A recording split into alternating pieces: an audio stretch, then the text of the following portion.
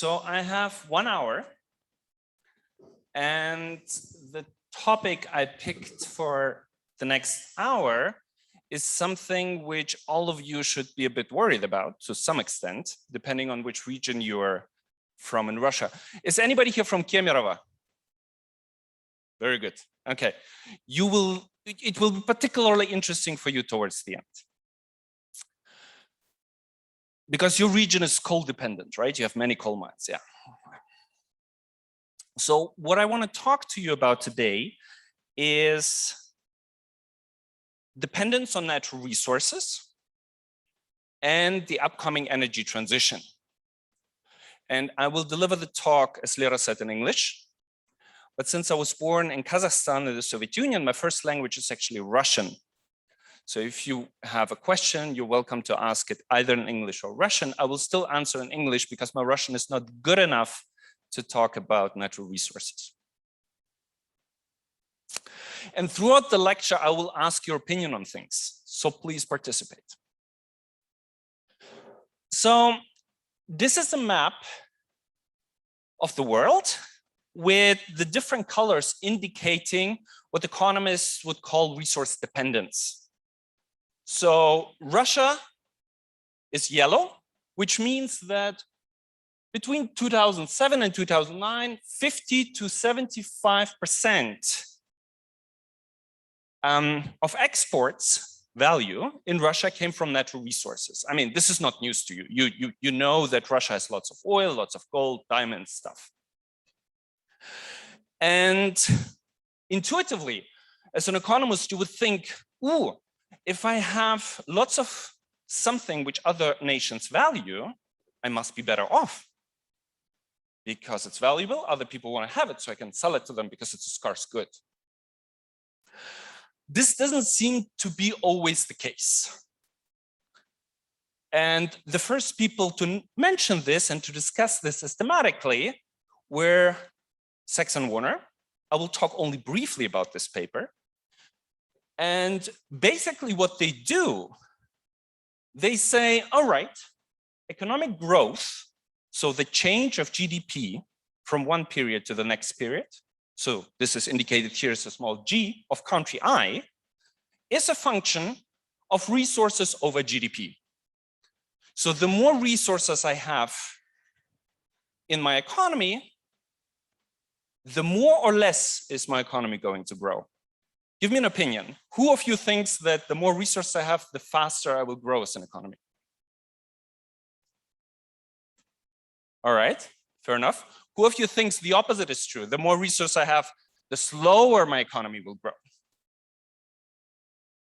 Okay, I would say just about the same. Who of you thinks there is no relation between the two? Okay, nobody. No, this gentleman over there thinks, yes. So the relation turns out to be, as you can see, negative. So the more exports and natural resources you have relative to GDP, the slower you grow. Okay? So here you have countries like the United Arab Emirates. Since I'm here already for 3 years, I know that many Russians love to go there for holidays for some reason. You have Saudi Arabia here. You have Venezuela here. So countries which have lots of resources seem to grow slower over a longer period of time. Now, this specific result is very questionable. And the main reason for this, the statistics they are applying are not sufficiently carefully executed. I do not have the time to discuss with you why this is so. This is part of a class you would take at the University on Natural Resources.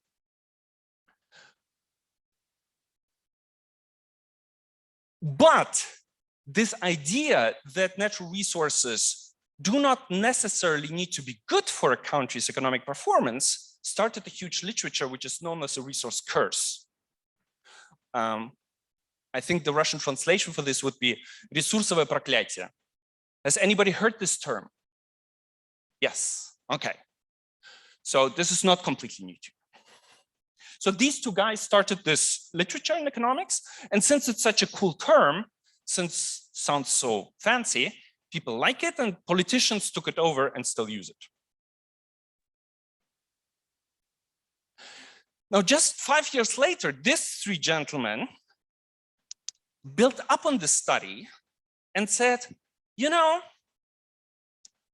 that's not always going to be true. We think it depends. Economists love that. In some cases, resources will be good. In others, they will not be. And they started arguing that it depends on the quality of institutions. So I do not know whether you know what this means. Who of you knows the term institutions in the way economists use it? Not many people. Would you be willing to stand up and tell out loud what you think it means? Sounds like you can try. You want to try? Okay. You can say in Russian.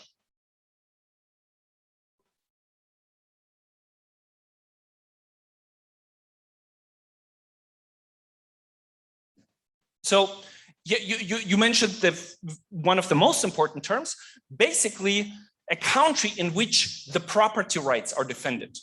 So if I'm an investor and I want to start a business, I want to make sure that after I invested and realized a return, that the government or somebody else doesn't come and takes it away. If this is given, then I will invest. If this is not given, I will not invest. And economists more generally calls this rules of the game. If the rules of the game within a country are well defined, you know how to buy something, how to keep it, how to defend it, and everybody respects those rules, then you say the country has strong institutions. If this is not the case, then people say the country has weak institutions. The two extreme examples you can think of, in case of natural resources, because I may use it again, Norway is considered to be a country with very strong institutions, and they benefited from oil a lot. Norway is one of the richest countries in the world with the highest quality of life. And on the other side of the spectrum, you have a country like Nigeria. It has very weak institutions. It was quickly decolonized, and then you throw oil at it, and then everything collapses and stuff starts disappearing. So countries with weak institutions might not benefit from resources. Countries with strong institutions might benefit from resources. You know, you can think of it the following way. Think of weak institutions as... Давай чужую фамилию поставим. Я говорю, давай. What was that? Excellent. Okay. Think of it the following way if this is easier for you. Think of institutions as a character development in a human being. And think of what a 10-year-old would do if you give him $1 million, and think of what a 30-year-old would do if you give him $1 million. Presumably, the choices the 30-year-old will do will be more mature. He will not spend everything on sweeties, whereas the 10-year-old might spend everything on sweeties. So if you throw lots of oil on a country with weak institutions, they might not use it wisely. If you throw oil at a country with strong institutions, they might use it very wisely and benefit from it. And so what these guys do, they divide what the graph you've just seen. One sec, I will answer.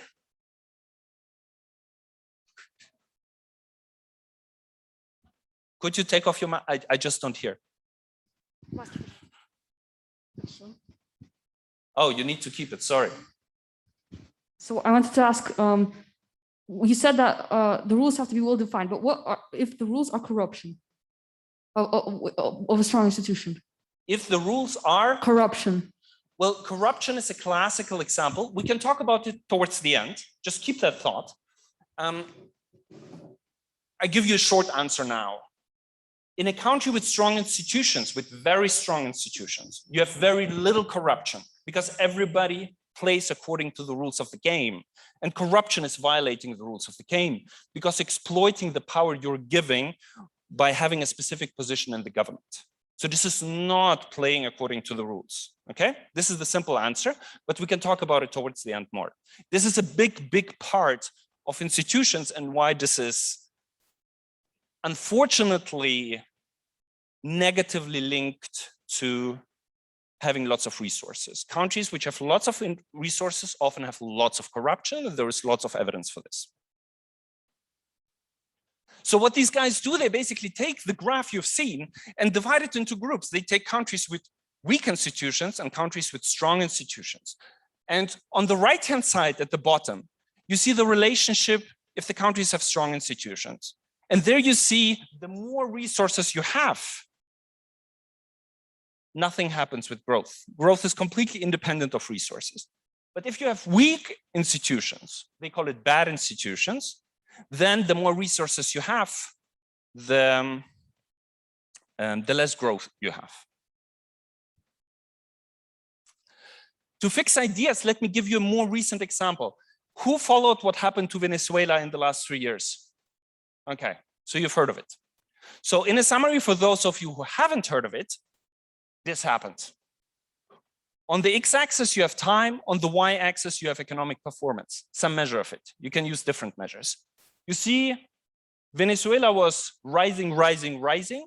In 2000, you have the increase in the oil price. Since Venezuela heavily depends on oil, they benefited. But then in 2010, something horrible must have happened, because basically, in terms of economic performance, they're back to the level of the Second World War.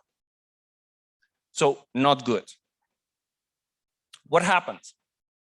In a nutshell, economically downward spiral for years with growing political discontent, hyperinflation, power cuts, shortages, no food, no medicine. Really problematic situation. What happens more precisely?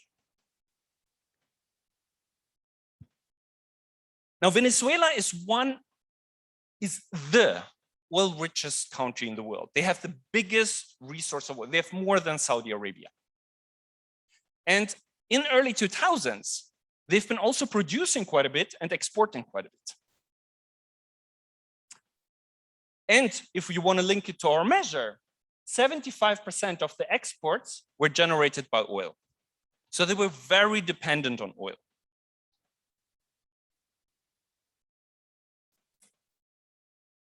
In 1999, a social government comes into power. In particular, this gentleman you've heard of, Hugo Chavez. Now, Hugo Chavez decided that the oil company, which was producing oil, Venezuelan oil, could be used as a piggy bank. So he would just take the money whenever he needed it for whatever he needed it. More importantly, he kicked out the big oil companies. He expropriated them and kicked them out. BP left in 2011, ConocoPhillips in 2007, ExxonMobil in 2007. So the big oil companies, which are necessary to extract oil, they left. He kicked them out. On the x-axis, you see time, and on the y-axis, you see the number of wells drilled. In order to get oil, you need to drill wells. That's obvious. You see that since '85, the number of wells has been rising, but after Hugo Chavez came to power, it collapsed, and they stopped drilling wells, partly because the oil companies left. And obviously, consequently, production dropped. So the government started not strategically using its oil, but started wasting it and started destroying the oil sector. And since the country completely dependent on the oil, you were bound to end up in a disaster. So this is just a good case study. Nowadays, they produce just 5% of what Russia is producing because they have stopped drilling. They kicked out everybody who can do the work, and they don't have any, they produce barely any oil and hence have barely any money from the oil sector. Moreover, they did other bad things, such that the manufacturing and the agricultural sector collapsed. So this is just to give you one example of a classical country which is resource dependent, and if bad political decisions are made, these countries end up in an economic disaster. This is an example you can keep in mind if you think about a country with bad institutions.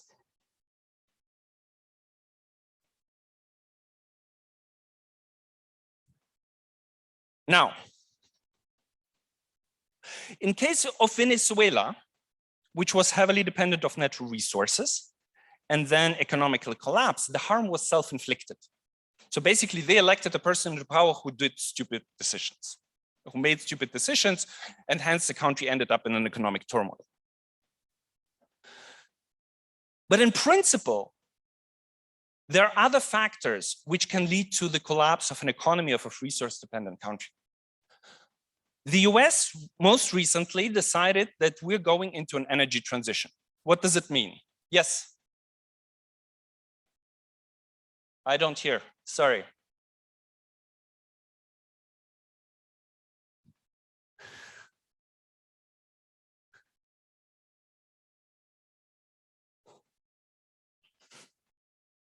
But what had happened in the last 3 years in Venezuela? You began the conversation with what happened in the last 3 years in Venezuela, but you didn't touch on it. I said it very much in the beginning. They had an economically downward spiral for years with growing political discontent. They had hyperinflation, power cuts, shortages. And I just gave you the beginning of how it started. It started with Hugo Chavez coming into power, destroying the oil sector, and expropriating oil companies. And this negatively impacted the other sectors. Okay, cool.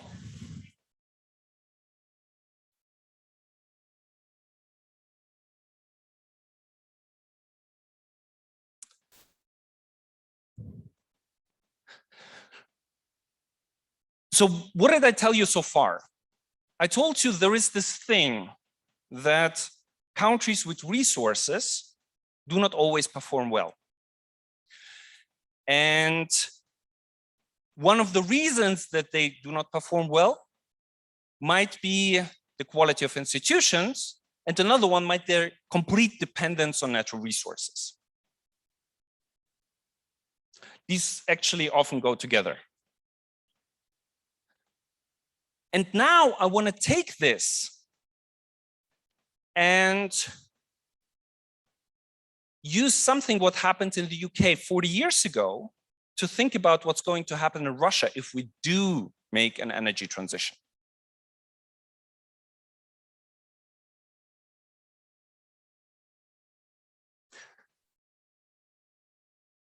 So the US decided that they want to push towards an energy transition. And the main reason for this is that they're worried about climate change impact. So they want all the countries to stop consuming coal, oil, gas, or at least go away from coal and oil. And this is, of course, something Russia is heavily dependent on. So to predict what I think may happen to Russia, let's go back in time and take a look at one specific case study where an energy transition was very quickly achieved in the UK. In particular, this will be with coal.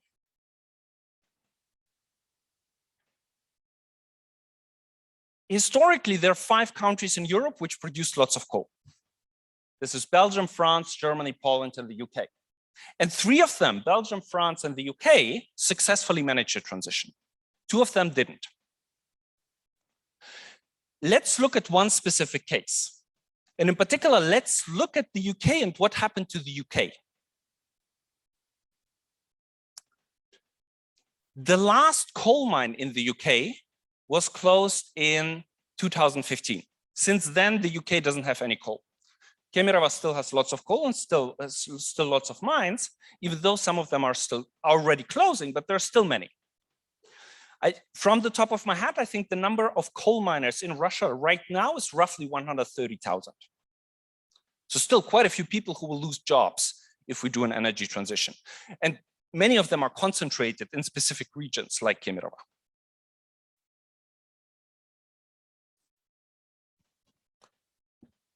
So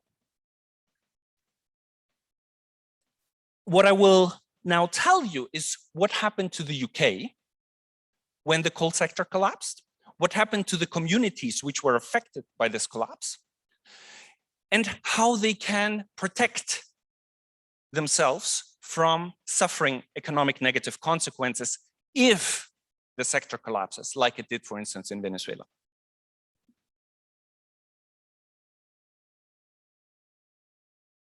Why the UK? Well, in the UK, it has the fastest deindustrialization in the developed world. And employment fell from 240,000 in 1981 to 60,000 in 1991. So within 10 years, 180,000 people lost their jobs. If we want to do a quick energy transition, something similar will happen in Russia because 130,000 people will lose their jobs. And a region like Kemerovo will heavily be affected.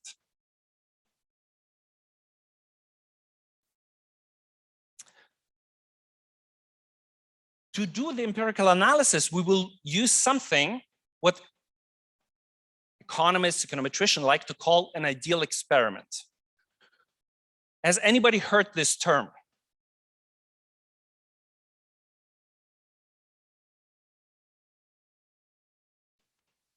So the ideal experiment is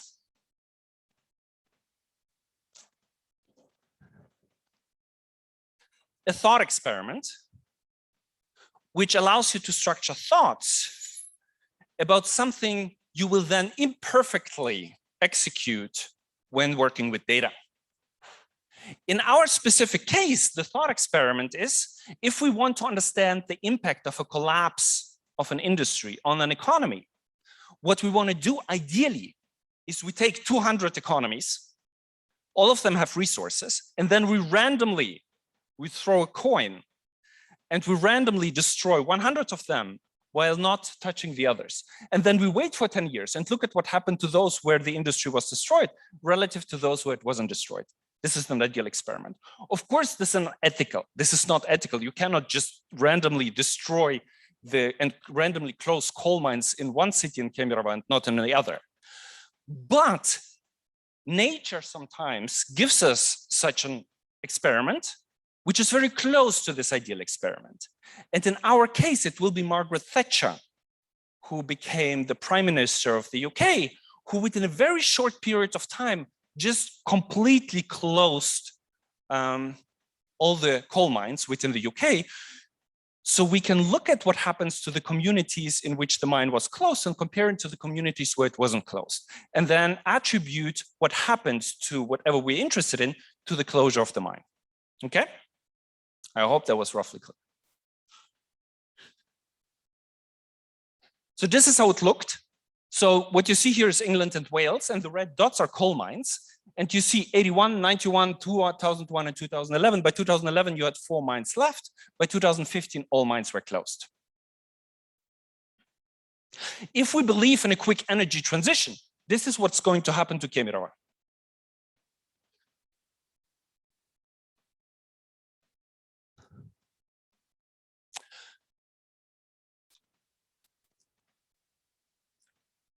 This experiment has a couple of characteristics which will allow us to tell something about other countries and which will allow us to to go up and say something about what's going to happen to countries. In many of those communities we will look at, the coal industry employed 15% of the population because these are remote towns, monotowns, which depend on oil, and a large fraction of the population is employed in coal. We're comparing similar locations next to each other because what we will do is we will have 2 villages, both have a coal mine, one closes, and we will compare it to the other one, which is very similar and close to the location which experienced a closure of mine, but where the mine doesn't close. This is very much in line with the ideal experiment. And we can follow those locations for 40 years and see what happens not only in the short, but in the long run, like what we would expect the long-term consequences to be of interest for a country like Russia.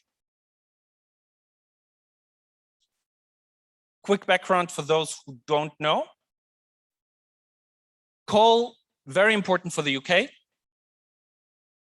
Started the industrialization. After World War II, the coal industry already started to decline because cheaper substitutes became available. But then the increase in the oil price in the 1970s slowed down the coal industry until Margaret Thatcher was elected into power.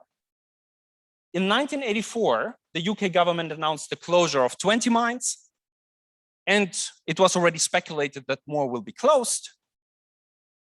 And Thatcher declares war. We have to fight the У меня enemy еще два without пакета frontline. спичек We always have to be aware of the упали. enemy within, which is more difficult. А, to ну fight. карбонад я тоже половину уже съела на So завтрак. basically, Еще на ужин съем. микрофон.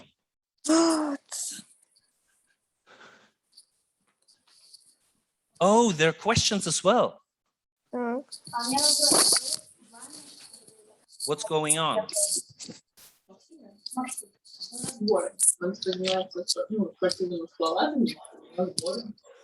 Okay.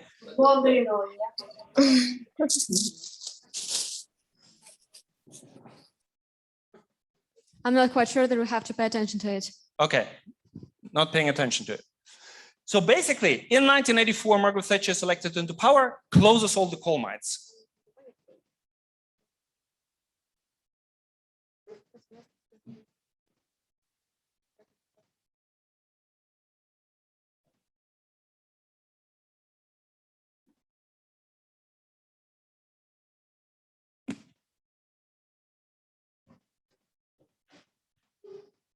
Okay. So on the x-axis, you see time, and on the y-axis, the blue line, the blue dashed line, is the number of mines which are closing, and you see how quickly they are closing. So there were like 250 in 1976, and by 2001, you have something like 10. And the red line, you need to multiply the y-axis with 1,000, and you get the number of workers who are laid off. So in a short period of time, you have a huge layoff of miners. Important, Margaret Thatcher didn't do this for climatic reasons. She didn't care about coal and climate change. That was not a thing 40 years ago. She did it for economic purposes. These were not economical, so they closed it down.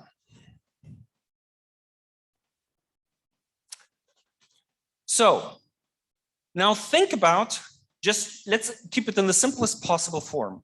Two villages, both villages have a similar economic structure and both have a mine. Now, in one of the mines, in one of the cities, one of the villages, the mine closes. In the other one, it stays open. What do you expect is going to happen in the one where we close the mine? Yes. I actually hear you. You just asked, can I have the microphone? Yeah.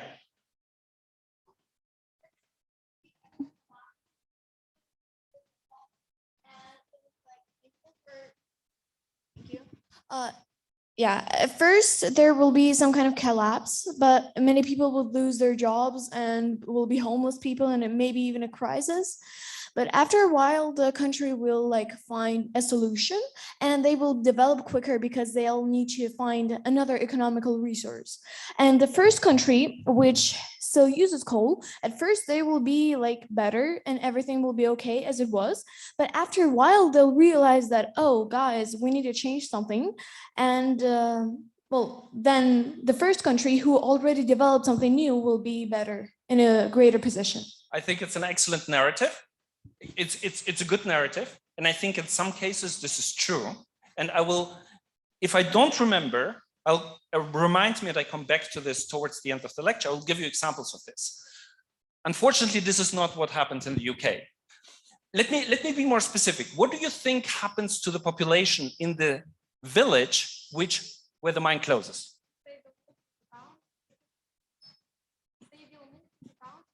Yes. So basically, people will move out. Migration is an excellent indicator for which village or which country outperforms another. And you must know that also from, well, many personal experiences, I guess. So the direction of migration typically gives you an indicator for economic differences. And if the mine closes, the miners lose a job, they're looking for a job, some of them will move away. That's it, population drops. What do you think happens in terms of the age distribution? Do we end up having more or less children relative to the overall population? Less. I think this is another excellent indicator. If you come to a town in Russia, by the way, 2 years ago, I went down by car at the Volga River and went into some of those villages. And I was positively surprised by the share of children in those villages. And I think this is a good indicator that young families are not moving away. So they see a future for themselves and the children. So this is typically indicating the economy is doing not that badly. So typically, in particular, you will end up with more elderly people if the economy is not doing particularly well. What do you think happens in terms of human capital, the share of educated people?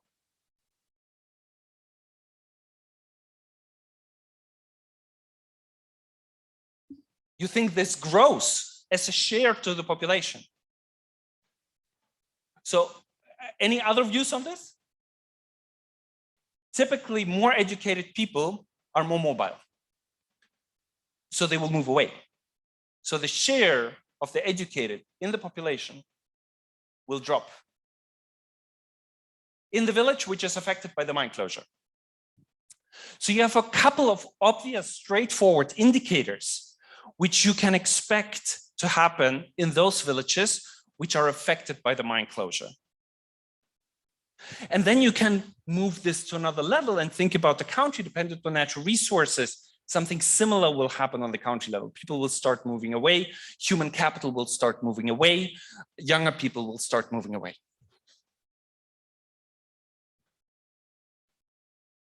Well, and of course, a decrease in wages.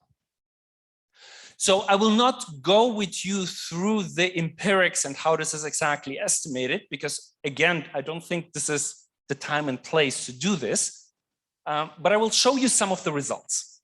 And I give you intuition one more time. Let me repeat once again what this experiment, what this natural experiment is about. I'm looking at UK villages, which are in many dimensions very similar to each other in 1981. They have the same share of educated people, they have the same age distribution, they have the same gender distribution, they're located in a similar place. But in one of them, in 1983, the mine closes, and then the other one doesn't happen. And then what I'm doing is I'm comparing the one where the mine closed to the other one.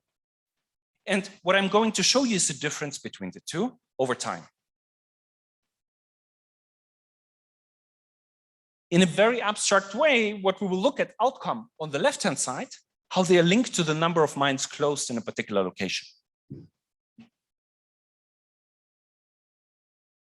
So the main thing, of course, which happens is the number of workers in the energy sector goes down, obviously.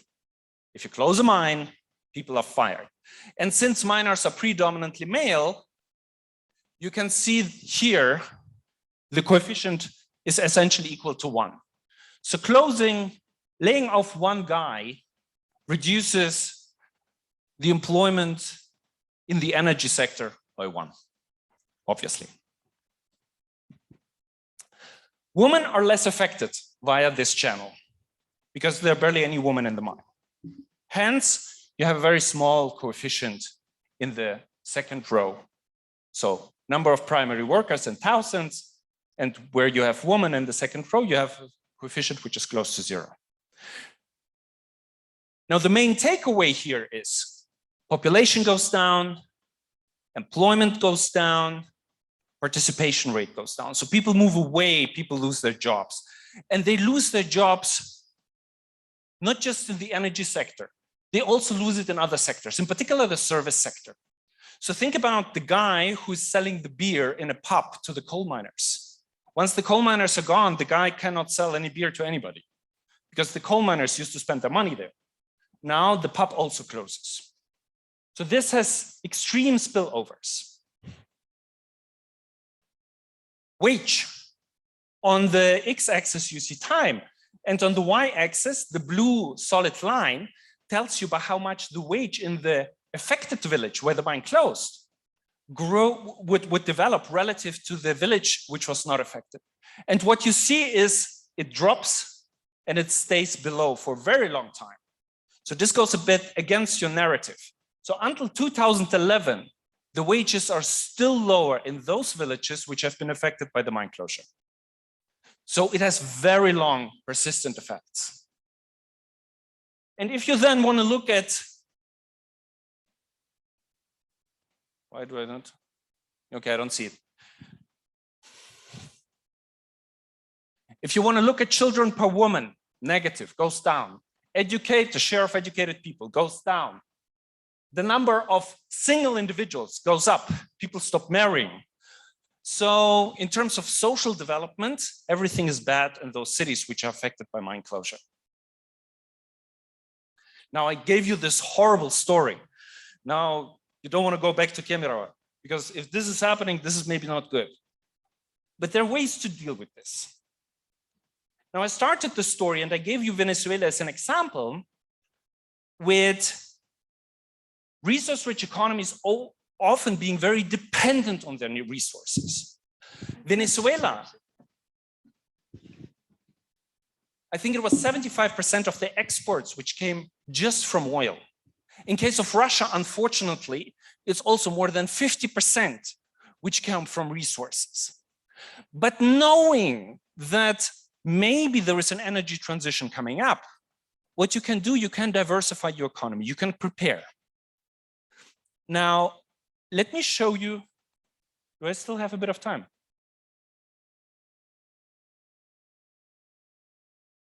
Perfect.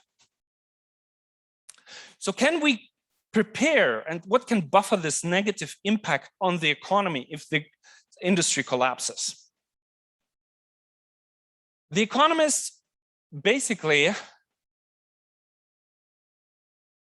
the standard recommendation, don't put all your eggs in one basket, diversify. So what they typically advise, have a large and diverse manufacturing sector, which allows you to hedge against ups and downs in other sectors. Now, I've shown you evidence, and some of you suggested this idea that people will move away from villages where the mine closes. Now, let's take this idea and make it a bit more complicated. Let's have 3 villages.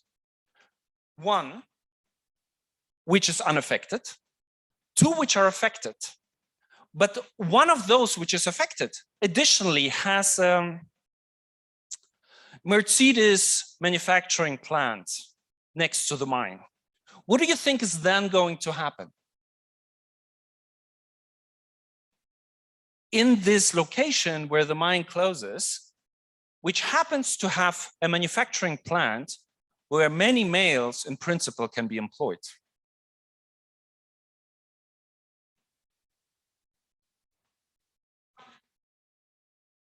Car manufacturers. Let's go with car manufacturers. I just said that the males would shift from coal to whatever is near. Exactly. So they would basically, in fact, you can push this argument even further. I don't have time to go into detail. If you have questions, you can ask me, I'll try to explain. But basically, the car manufacturer will benefit and expand from this shock. Why? Because suddenly you have a huge number of males who want to work. So you can, in principle, pay them a lower wage and benefit from the unemployment and expand production. This would be called the reverse Dutch disease effect. So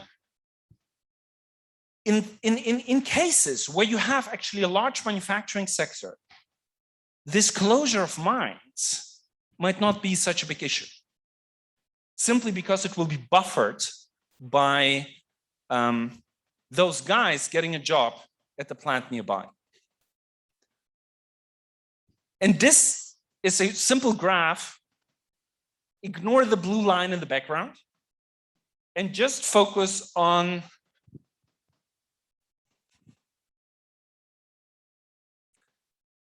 I cannot explain all this, but simply because we don't have the time. But this graph basically tells you that the locations where the mine is closed only experience an outflow of people if they have a very small manufacturing sector in 1981. If they have a big manufacturing sector in 1981, they're not losing anybody. It's completely unaffected. That's what it tells you.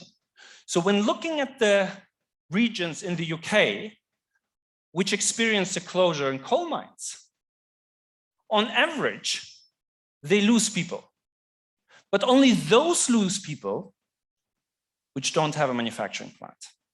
If you have a manufacturing plant, you don't lose people, and those villages continue to perform well economically. So, what did we learn? On average, if you experience the collapse of the main industry your country is dependent on or your village is dependent on, you're screwed. That's bad, obviously. You can either do it yourself by destroying it politically, or it happens because people stop demanding it.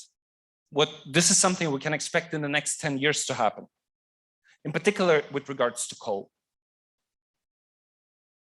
But the thing is that if you have a large manufacturing plant just next to the mine, the analogy for the country level is if you have other industries in which those people which used to be in oil or coal can go to, they will not leave the country. They will just take another job. And hence, it will not be as bad as it would be if they're just dependent on oil. Now, the big question, do we have examples in the last 100 years of any country doing this successfully? Anybody knows? Yes. I might be wrong, but I actually think that it's Russia because we have oil and we have gas, and that's not all we have. So I think that's kind of applies to Russia. Yeah. Okay. So Russia is diversified in terms of natural resources. I think I agree with that. They have lots of different types of natural resources. But I think I think there is room for improvement in other sectors. They could be expanded. And let me give you one example. Yes. Sorry.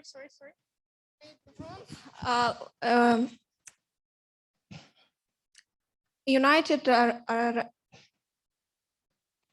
Emirates, UAE. Yeah, they development tourism and Very another good. sector, so Yes. they move I from. think this is a very good example. So the UAE is it's pretty much on purpose, developed the airline, which most of you have seen at some point. So they very successfully developed a tourism industry and an airline, which is an excellent way to diversify from oil. Why? The transport industry depends on oil. So if the oil price is high, the transport industry is actually not making as many profits. But if the oil price is low, the transport industry is making many profits because they can easily fly people because it's not that expensive. So this is a good example for diversification, I agree. But the example I want to give you is actually another one. And this is Malaysia. So if you want to go through the other examples, this is a paper by Gelb, who is a big guy in this literature, 2010. And he discusses a couple of cases. He discusses Malaysia, Thailand, Chile, Indonesia, Sri Lanka. And I picked Malaysia because Malaysia exactly has the same feature as Russia. It was very diversified in the 70s in terms of natural resources, but not necessarily other things. So what did they do since? So first, they actually started investing in land development and modernize other resources, like the production of rubber or palm oil. So this is the first thing they did in the 60s. Then they made huge investments in infrastructure, communication, energy, roads. And then they started subsidizing and protecting an infant manufacturing industry and allow it to grow. They protected it initially, it grew. until the 80s, where they started shifting and subsidizing more technology intensive products. And basically push their industries in becoming more competitive and more productive in different ways, in particular via subsidies. Subsidies are negative taxes. So you support the companies which would be unprofitable without your help, because you believe that in the long run, this is good for your country. And this is the growth of Malaysia. Quite different to the picture you've just seen of Venezuela. Okay? So, and on this point, I want to end. Let me summarize and then take questions. So, you can start with the assumption resources are good for the country. But there is this literature out there which suggests, well, not always. And in many cases, the reasons for the countries with resources underperforming are weak institutions and little diversification and huge dependence on the resources. Now, if you have a situation like the energy transition and you're dependent on resources, you will suffer. And we have seen this from the coal example. The communities in the UK where the mine closed, they were devastated. People moved away, the educated people moved away, the young people moved away. The wage dropped and it lasted for 30 years. You can reduce this impact and you can reduce it by diversifying. If you develop industries which can buffer the collapse of your resource producing industry, then you're well prepared for the transition. And the example I gave you towards the end is Malaysia. Over a period of 50 years, they successfully diversified the economy by first starting with other resources, then helping and manufacturing infant industry, producing simple goods, then pushing towards more technology intensive goods. And they've subsidized everything on the step, such that Malaysia did rather well in the last 80 years. With this in mind, the energy transition is coming up.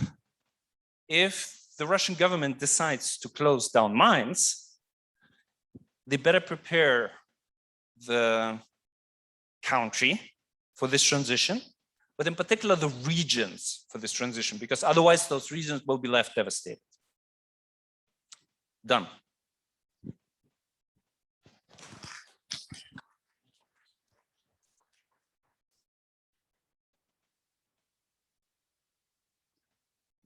So, questions? If you don't have questions, I can start answering the things which I promised I will answer. Maybe you need some time to warm up. We have a question from our online participants. Are there any examples of countries that tried to diversify their economy but didn't succeed? Oh, many. like all the others. Well, the thing is that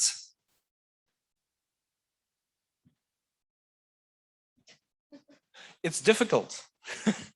It's difficult. Not many countries succeeded. From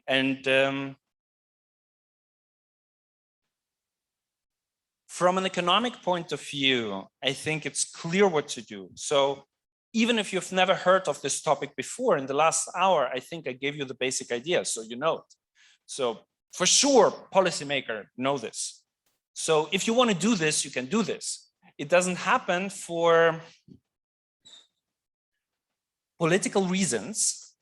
You need to develop strategies for this, and you need to invest lots of money in this. You need to subsidize. Subsidizing means negative taxes. This means the government needs to take some of the money they collect from you and the oil companies and invest it in those other companies. And they need to wait until the return comes in. So this is difficult. It's much easier to just use the oil money you're having and to spend it. And this is the option which many resource-dependent economies are choosing. So, to give a simple answer, this paper, the Gelb 2010 paper, has 5 examples of countries which managed to diversify. Russia is not one of them. And essentially, this implies that all the others didn't diversify. Okay.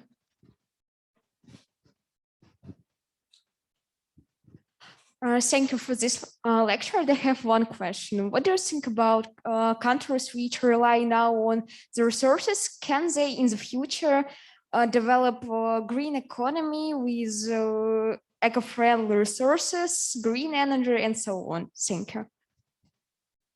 About countries. So you're asking whether a country like Russia, for instance, yes, develops would develop green economics, a green green energy. resources. And I mean, I don't see any reason why that shouldn't be the case. If I'm not mistaken, 95% of Norwegians' electricity is coming from water. So in principle, of course, it's possible. The question will be, again, political constraints.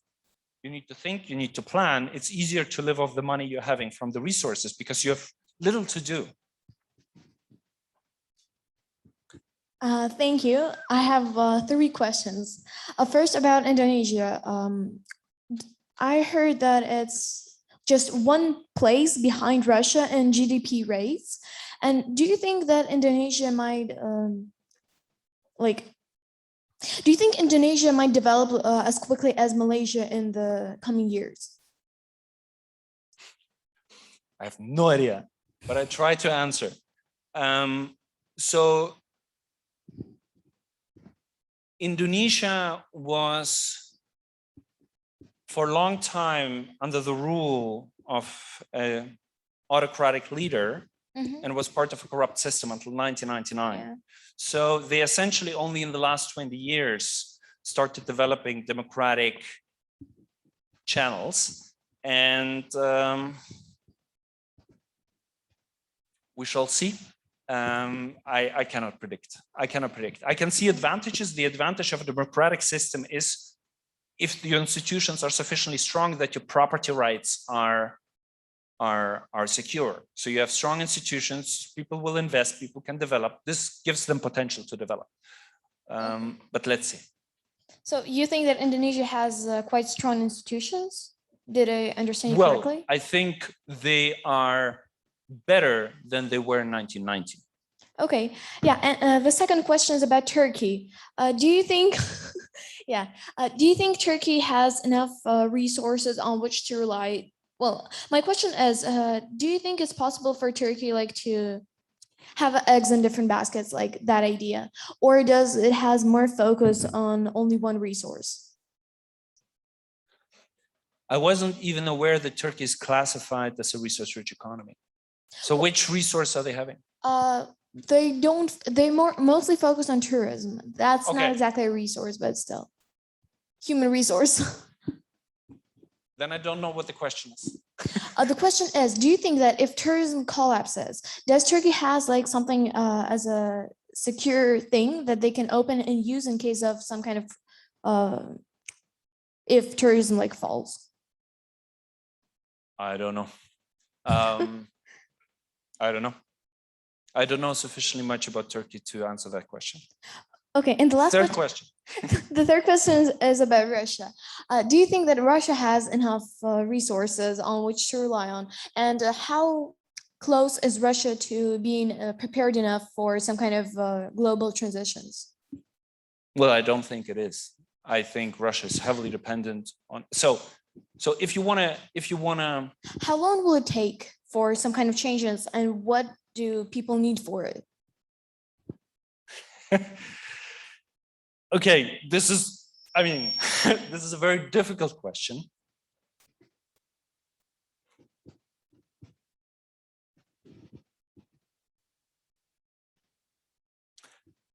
As of now, you remember my example of what happens to a village if a coal mine closes? Yeah. Right now, the numbers on migration and the exodus of human capital from Russia gives me an idea that people think their future is more secure somewhere else than it is here. And the energy transition didn't even start. So that's a rough indicator which tells you already what people think. And So I don't think Russia is prepared But at all. I mean, otherwise people would stay. Otherwise people would come. They would come in, capital would flow in, people would move here, people would work. But the opposite happens. They're leaving. They're going to the US, they're going to the UK. Capital is going away. So that's unfortunately not the right. But what can we trend. do to make like a change, to change the mentality, to change, to make change something change? Like which, which I depends on completely us. understand the question. Something which depends on us and which we can change in the world in Russia's policy. Okay, look, I guess I think of economists as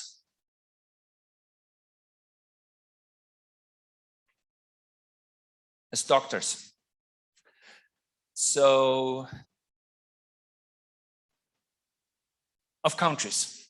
So if a doctor comes to a person who is sick, then in order to give a reasonable advice, the person needs to properly understand what is happening within this body, understand the culture, understand the history, understand has the guy been smoking or hasn't been not smoking, was he in an accident, was he not in an accident?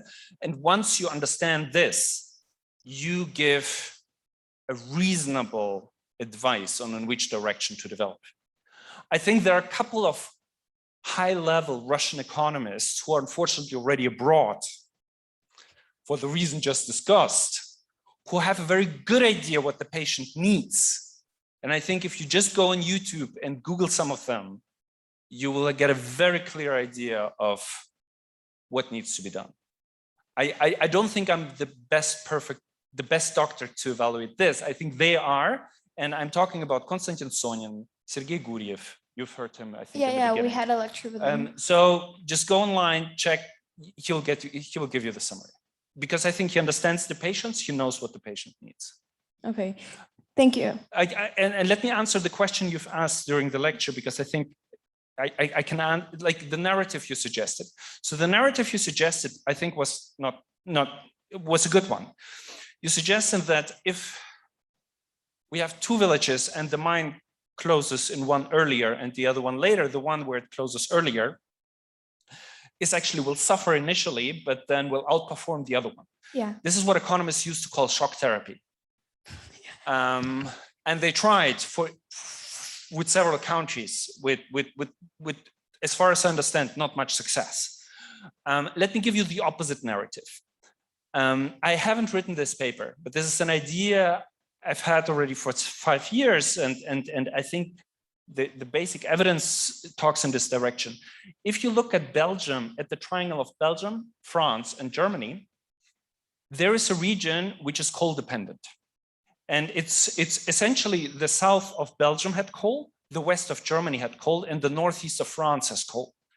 All of these transitioned away from coal, but because of different policies in different speeds. France very quickly, like the UK, Germany very slowly, and Belgium somewhere in the middle. Now, if you look at the economic situation in those regions right now, what you see is the northeast of France is completely devastated. Germany, which took this short adjustment approach, the economy is doing excellently. Why? Because they didn't fire any miners. They allowed the industry to die. So they didn't educate any new miners, but once a miner turned 65, he just left. So the industry was slowly shrinking, while the new generation started looking for other opportunities, exactly the way you suggested. And they had time to develop this, while the older guys would still provide the income. So if at all, I would go with the opposite narrative, that West Germany did better than France, because they're now economically much better off. Cool. Thanks. Thank you very much. Well, we have 2 questions in the chat, but I think that the first one was already answered. It's about the key factors that help to succeed in diversification and key factors that could kill attempts to diversify the economy. Just, I guess the person asked you to name it. The key factors to help to succeed in diversification and key factors that can kill it. Look, I genuinely think many of the things we're discussing here are straightforward and simple. If the leadership of a country wants to do this, they can. Done. So that's the key factor. And one more philosophical question for you is how to influence our government, and that needs what needs to happen for that they start to take actions.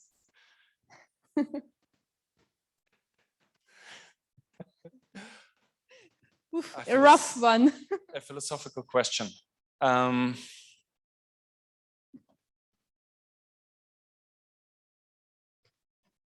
What needs to happen?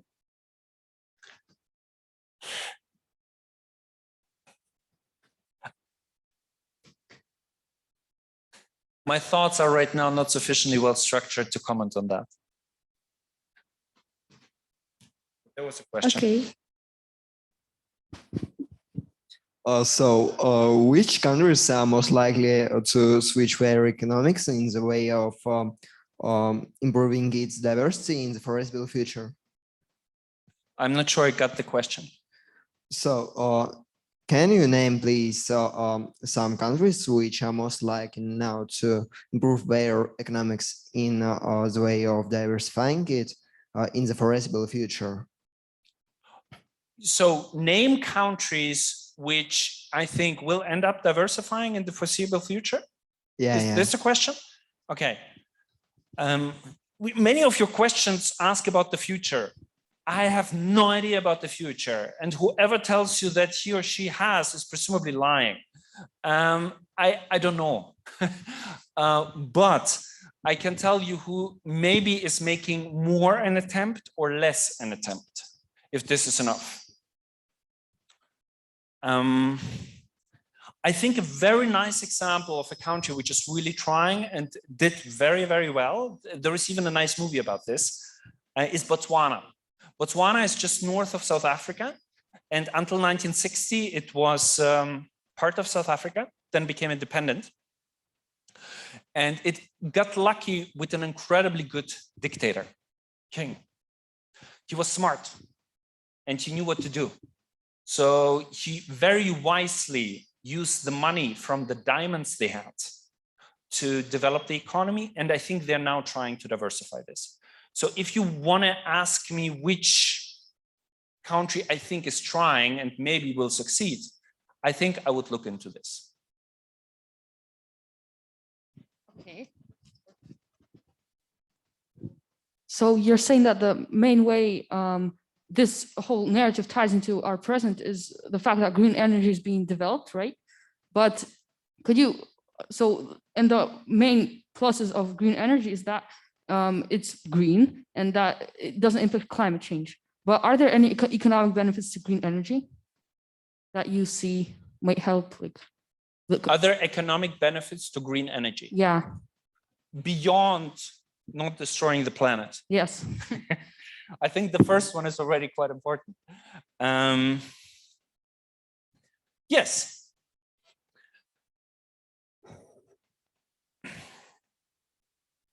Yes. I can give you several examples, but let me give you one which I'm very well familiar with. I think most of you know the different coordination system and the term longitude and latitude. Yeah, longitude, latitude on the map, coordination systems. So the industry which came up with this is the oil industry. Why?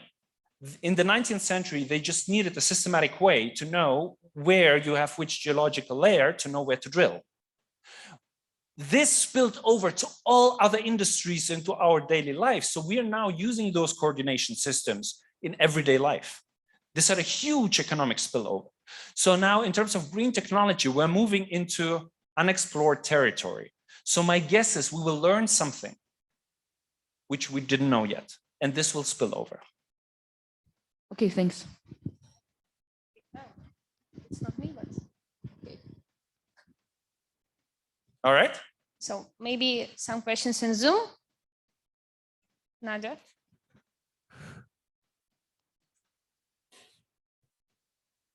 So don't start and believe in. They suggest you to in Zoom, don't start and believe in.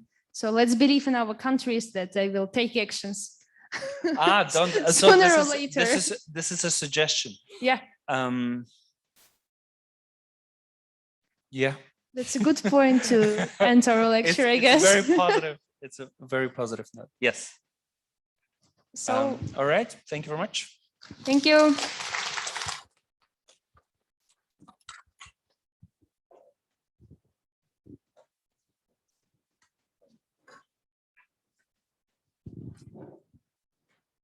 Thank you.